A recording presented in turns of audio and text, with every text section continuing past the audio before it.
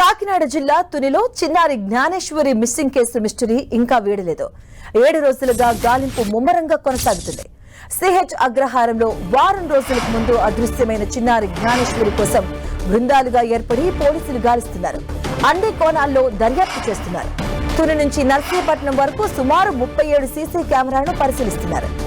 చిన్నారి జ్ఞానేశ్వరి మిస్సింగ్ కేసులో కీలకంగా మారిన పెంపుడు కుక్కను ఫాలో అవుతున్నారు పోలీసులు. ఇదే అంశానికి సంబంధించిన పూర్తి డీటెయిల్స్ మా కరెస్పాండెంట్ సతీష్ లైవ్ ద్వారా అందిస్తారు. సతీష్,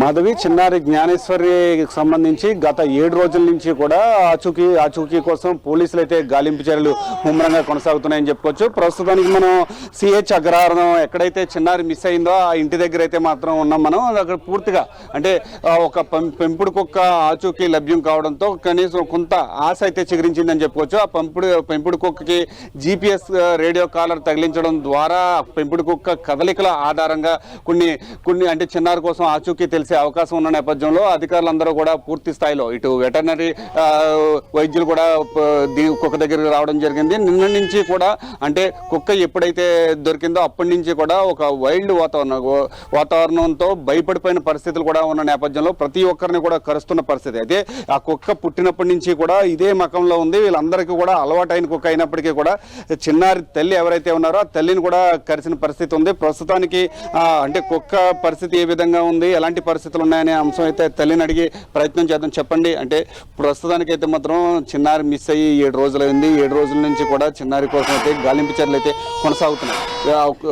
పెంపుడు కుక్క మీరు ప్రతిరోజు అన్నం పెట్టి పెంచుకునే కుక్క దొరికింది. దాని తర్వాత ఎలాంటి పరిస్థితులు ఉన్నాయి, అసలు ఏమిటి అసలు? కుక్క అయితే మాతో ఇది వరకు ఉన్నట్టు ఇప్పుడు లేదు సార్. అప్పుడైతే మాతో కుక్క కరిచినట్టు కానీ అరిసినట్టు కానీ ఏది లేదు సార్. కొత్త వాళ్ళు ఎవరైనా వస్తేనే అరుస్తుంది సార్. ఇప్పుడైతే కుక్క అలా లేదు సార్. మాతో చాలా ఇదిగా ఉంది. నన్ను కరడం కూడా జరిగింది. అంటే ఎప్పుడైనా సరే నిన్న కుక్క దొరికినప్పటి నుంచి కూడా చాలా అంటే ఈ విధంగా ఎప్పుడైనా ప్రవర్తించింది అసలు? లేదు సార్, ఇది వరకు ఎప్పుడులాగైనా ఇప్పుడున్నట్టు ఇది వరకు ఎప్పుడైనా ఉంటే పాపను వదిలేం కదా సార్. ఇది పాపకి కుక్కకి చాలా మంచి బాండింగ్ ఉంటుంది సార్. కుక్క ఎక్కడైనా కూర్చున్నా సరే ఆ కుక్క మీద కూర్చుంటుంది సార్ మా పాప. అంత బాండింగ్ ఉంటుంది. ఆ పాప ఎక్కడైనా నిద్రపోయినా ఆ పక్కనే పడుకుంటుంది సార్ కుక్క కూడా. గతంలో ఎప్పుడైనా ఈ కుక్క ఎవరైనా కరిచిన దాఖలాలు ఏమైనా ఉన్నాయి సార్? ఇది వరకు ఎవరైనా కొత్త వాళ్ళు వస్తే అరుస్తుంది సార్. మమ్మల్ని కానీ బయట వాళ్ళు కానీ కరిచినట్లు లేదు సార్.